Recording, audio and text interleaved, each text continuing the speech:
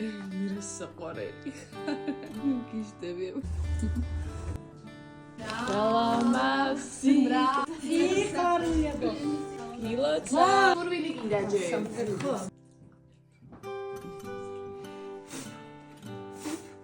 ადამიანის ცხოვრება ისეთი საინტერესოა. ბავშვობაშიც, სიხმაწილეშიც, ახალგაზრდობაშიც.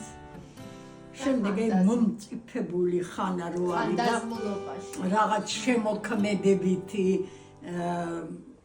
შრომის შედეგში რო ხარ და მოხუცებულობას არ ყოფილა ნაკლები, საინტერესო გამოცდილებით, უფრო რაღაც სიღრმეებში ხედვით და სამყაროს გასცნობიერებით ისე რომ შენ მისი ნაწილი ხარ და შენ ზრუნავს.